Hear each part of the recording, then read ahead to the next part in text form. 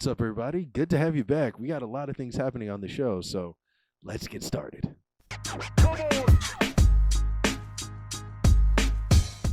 Hey, what's up, guys? Welcome back to Drop and Give Me 20 with Phil Risden. I am Phil Risden, and if you guys are watching this on YouTube, please make sure to like, share, and subscribe.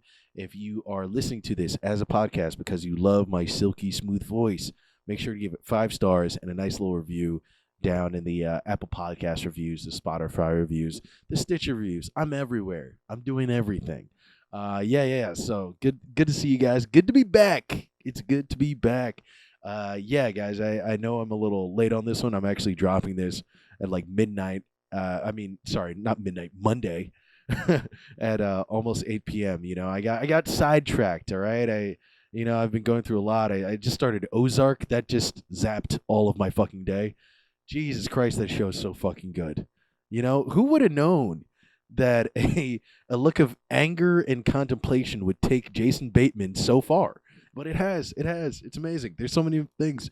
Charlotte, Jonah, everybody, Ruth, they're all crazy. There's some crazy fucking white people and some very, very dangerous Mexicans. It's a good time. It's a really good time. Enough of that show, though. There's big things happening. There's big things happening today. It's been a crazy week. It's been a really crazy week. The woke mafia is back after Joe Rogan. Oh my God! Clap it up for that. Clap it up for that. Oh my God! Yeah, they're back after the leader of independent radio. Basically, that's what he is. They're coming after him because Neil Young recently, everybody's heard, has recently pulled out of Spotify. Over Joe Rogan's misinformation on his podcast, along as I believe Joni Mitchell as well too. Because of Joe Rogan's misinformation. A lot of people though are also saying that it's not that. It's actually that Neil Young was going to pull out anyway, and he's starting, I believe, his own platform or some exclusive platform just for his music, and this is a way for him to kind of get more views, get more people interested in stuff like that. And I think they just said like Joni Mitchell is kind of supporting, and then other people are like, no, he did it just to fuck Rogan, and now he's out. Good for him. I think it's both. I mean, I don't know why you can't do a good thing and also have it benefit you. I mean, he probably does think that Joe Rogan is a, steroid fucking popping, veiny headed idiot. Okay. And he might not be totally wrong. I'm in between about Rogan. I admire what he does, obviously, because it's like he made $1 billion industry out of doing this.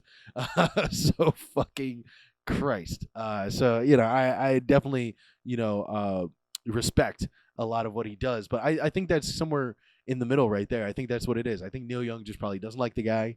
Probably already thinks this is stupid. And then also Spotify they don't pay their artists shit. So if you have any thought of wanting to go somewhere or do something, you're probably going to take it. That's why a lot of people were trying to make Tidal work for a long time, because Tidal pays a lot more than different artists on Spotify. I mean, still not much. I believe it's only like you get like I think like 40 or 50 cents per play or something like that. But Spotify is like a hundredth of a cent or something like that. So unless you're someone like Taylor Swift, you're not making real money. So I get why Neil Young would want to leave. That being said, the whole misinformation thing, I do get it. I mean, like, I like Rogan. I don't listen to his shit all the time. I respect him, though, just like I said before. And I find him very, very interesting, in a certain way, almost like watching a car crash happen in slow motion. The way he just affects the American public, it's awe-inspiring almost. It's like the fact that a meathead of such magnitude could come into this country and really just seem to be molding it the way that he is, and then every reaction you have to him, kind of helps him in a way. Because those are the people that follow this guy. The people that follow this guy are the ones who want to live against the grain. So anytime the mainstream media does come down on him, that just makes them zero in and lock in harder. So it's kind of, like a dog with a fucking bone. So it's kind of interesting to see all this happen. That being said, though, he does like have, a lot of different people that spread a lot of bullshit. I think the thing that, I wouldn't call it Joe Rogan's problem, but I think the issue or the disconnect that I think happens with a lot of people when it comes to Joe Rogan is that they all think that when he has, with this podcast, he's doing nothing but just be like, don't take the vaccine, or he has some racist on. He's like, this racist is the smartest racist of all people, or, this, that, and the third. He'll have these, kind of, I wouldn't say iconic, but just very, very interesting characters on his podcast. And do they sometimes advocate for things that may be the wrong thing, whether it be, I don't know, some certain type of like racial rhetoric, or, global warming and this, that, and the third. But, that's what they do. I think what the disconnect comes from is people not understanding what Joe Rogan does. And what Joe Rogan does is he kind of just listens and just indulges them. And that's where, I think the real meat and potatoes of his podcast really is. Because I think without him, you wouldn't hear lunatics like that speak. Really. And you certainly wouldn't hear them speak at length for 3 fucking hours. That's his thing. That's how he rose to fame. He gives lunatics a fucking, a soapbox, and then he lets them speak for 3 hours, and he has some questions back and forth, back and forth, back and forth. But for the most part, he's just kind of letting him go, or letting them go. And sure, that has its problems and everything like that. But I think it's kind of necessary. I think for us to take kind of a global temperature, or at least a national temperature, to see where people are at, I think his show and what he does is actually kind of a good thing. Because again, like this is, I think a lot of black people feel this way and shit like that, or a lot of minorities feel this way. But there's this whole, like, we go through this whole thing of just like, a lot of people, when somebody catches somebody being racist, or saying something really prejudiced against a different religion or something like that, they go, why would they say that? But a lot of black people and a lot of minorities would be like, I'd rather have them just be open about it, because I don't want to befriend this person, you know what I mean? And then kind of find out later. I want to know who they are when I first meet them. I think that's kind of what Joe Rogan gives to you. He has these people on that if you would have heard about them from another person who was friends with the person who's friends with the person who read the book by that guy, you'd probably think that they were okay or legitimate or whatever. But with Joe Rogan, he gives those guys a chance to kind of just let everything out, and then you just put it down and just decide how you feel about that human being. And I think, I understand why, certain people don't want to give every voice in the world a fair shake. But sometimes you just gotta let it happen. And then a lot of times too, if you don't give every voice in the world a fair shake, those voices will just start cloaking themselves and camouflaging themselves. And they already have. They already have so many different times, with people just like, oh, so all I have to do is not use a certain amount of words. Okay.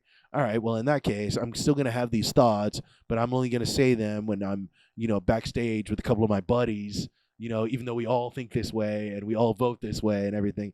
So I think Joe Rogan gives a chance for people to just come out as who they are and own who they are. That being said, it leads to a lot of trouble. And with the internet the way it is nowadays, you have so much unrest and so many fucking personalities. Everybody just, everybody just loses their shit. It's insane, man. But but it's just, yeah, he allows everybody to speak. But the catch-22 with allowing everybody to speak is that when you allow everybody to speak, there is a lot of misinformation that people are presenting as information, like it's ridiculous. Like there's so much misinformation on his podcast, I think, or even just alternative thinking that really goes nowhere. And it can definitely cause trouble. I mean, I don't know if any of you guys heard this. I was watching on the news today, about Joe Rogan, and they said that every vein that is in his steroid riddled neck is actually a piece of misinformation from a former episode. So you can actually count them like rings on an oak tree. That's where Joe Rogan's going to right now. That's where he's at. Remember that every vein is a story of misinformation from one of his episodes of his podcast. All right, you heard it here, folks. Yeah, man. Yeah, I don't know what's gonna happen with that. I think it's only gonna just cause people to dig their heels in more. It's only gonna cause people to dig their heels in more. Is there anything that white Americans love more than to be told they're wrong and then rally together and try to prove the world that they're right? I mean, Jesus, we just saw, with January 6th, that happened. Okay, there's enough weird rhetoric out there, uh, that I feel like even if you try to shut him down, that's only going to make him stronger, and it's only gonna pull the like more of the wackos kind of out. I was just checking, Twitter, and they were talking about this guy who's going to be featured in Rolling Stone, who is a former FBI agent who infiltrated the Klan, biker gangs and all that shit. And I think one more, like, some other like crazy like racist, like I think like alt right like extremist group and stuff like that. And let me just tell you, they're out there. I'm sure he went undercover and just ended up bumping into some other FBI guys that were there that didn't know he was part of the operation. This thing it's fucking deep. So it's like Joe Rogan isn't the one symptom that we have when you're dealing with this type of stuff. It really is just white supremacy and terrible terrible rhetoric and the way people have been raised. They've been indoctrinated in this shit, almost like fucking Islam, like like Islamic terrorists and stuff like that. It's the same thing, but over here they just use Christianity as an excuse to hate other people and other religions and other races of people, and they do whatever the fuck they want. And these people now, either through an organization that told them to do something, or they decided to do it themselves because they've been indoctrinated their whole life. They join things like law enforcement and local political groups and shit like that, and there you have it. Okay, so regardless, with or without Joe Rogan, this thing would still exist. Jim Crow was here before the Joe Rogan experience. All right, him and Jordan Peterson had nothing to do with it. So just I think this whole thing is just a lot of the media just trying to stir things up so they have something to point to besides Joe Biden and what we're not doing about the environment, and all the don't look up issues. Anything, if you ever saw that movie and you were like, this reminds me of something, and whatever that issue that came to your head, that's what they're trying to distract us from. Okay, so yeah, fucking a. So I don't know if I'd say I don't know what to say to Joe Rogan. I mean, he's not listening to me, but fight the good fight, don't fight the good fight. I don't fucking know. Honestly, I don't care. Most black people don't listen to Joe Rogan, so it is what it is. I just needed to burn 10 minutes, baby. A lot of things are actually going on this week. On a more serious note, Chris Brown has actually just had a $20 million lawsuit filed against him for sexual assault. Supposedly, allegedly, there was a woman on Diddy's yacht. He had a yacht party in December 2020 who said she was drugged and raped by Chris Brown, which begs a lot of questions about Chris Brown, but also begs the question, why were they having a yacht party in December in the year 2020? Okay? Were New Yorkers the only ones not in a fucking lockdown? I mean, Jesus Christ. A yacht party? Come on, that's going to get crazy. Where are you thinking, Diddy? And on top of the Chris Brown thing, I don't know what's happening with that, man. I think, like, I mean, that's the thing. Who knows? I hope whoever is telling the truth gets justice. That's really the fact of the matter. I hope whoever is telling the truth gets justice. I did read into it though, and it sounds a little phony. I'll be honest with you. It sounds a little fucking phony. I mean, she's talking about how he invited her from like a FaceTime call and told her specifically to come over. Like, he took her friend's phone and invited her, and then immediately started giving her drinks and shit like that. And then she started, like, feeling sleepy and shit like that. But then he also wouldn't let her leave the room and all this shit. And then she also goes to hang out with him like 2 or 3 more times, which is like a whole thing. That's why I'm like, it just doesn't sound that right, because I've had friends who have been drugged and like had like a lot of like fucked up shit happen to them. Tons of fucked up shit happens to women all the time, but at the same time, like, dudes that do that are usually sneaky. like a bit more sneaky than that, especially someone like Chris Brown. Like if he was that reckless and he's had a career this long, you would think that there'd be at least 4, 5, 6 more stories of him doing the exact same thing. That doesn't mean that Chris Brown doesn't have his own issues, because obviously we know the whole Rihanna thing, and congrats on the baby with her. Obviously she's moved on, but we know the whole Rihanna thing. And then I believe Karuchi, the woman he was with for a while, like 5, 6 years after Rihanna, she filed some sort of like court order against him. So we definitely do know he is abusive or allegedly abusive or whatever. He puts his hands on women. That is abundantly clear. But as far as sexually abusive, I don't know. I don't know. It sounds a little weird. And then it's also like you're falling asleep, but you're not, but he won't let you leave the room. How do you know if you won't leave the room if you were asleep, So that's the whole thing too. There's just so many things that happen with this shit. Like I said, very confusing. A lot of stuff going on. I just hope whoever's telling the truth gets justice. It's just so crazy to see, though, all these things happening to all these different celebrities so constantly all the time. And I think there is a little bit of a twinge of, kind of just the times that we're in. I think there's a lot of women who have fucked up shit done to them. I think there's a lot of women who have seen fucked up shit happen to other women, and I also think that there are some women that know the consequences that a man has to face after those things go down with him, especially if he's a celebrity or something like that. And I think some of them use it to their advantage. So I hope this woman is not one of those people, because if so, that's just going to become another person on the list of but remember, there's a whole list. Every time a woman lies about that type of stuff, or she's not completely truthful, people always put her on that list of, remember this person, or I heard about that. You don't want to do that. You don't want to aid that type of stuff. Any sort of sexual abuse is totally fucked up. So I pray for both of them. I pray for both of them right now.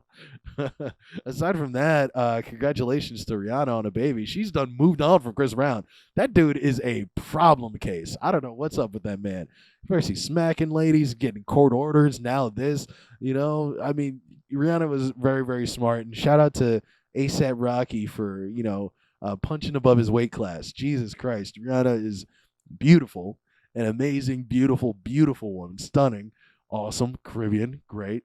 And he's just like a regular dude. Like, he's not a regular dude. Like, he is still a rapper and shit. But, like, as far as rappers go, he's kind of a regular dude. And it's like, all right, this is one for us. Like, he's not Drake. He's not ripped either. Like, he's just like a regular ass nigga. Like, I kind of like that shit. And I'm just like, yo, good for you, man. Good for you. That type of shit gives me hope. That type of shit like makes me think like, all right, I could bag Rihanna out here. I don't know who the next Rihanna is gonna be. All right, Dua Lipa, I don't fucking know, but I'm gonna find her. I'm gonna find her, and I will make her my bride. So you've seen it here, okay? Like, let's start a poll. Which hot pop singer at the top of her field do you think I can bang? All right, we're gonna start that in the comments. Sound off this week. We need to know. Oh man, yeah, dude, that's fucking crazy. Rihanna's pregnant. I feel so goddamn old. I remember when she had her first fucking single, and now she's fucking pregnant.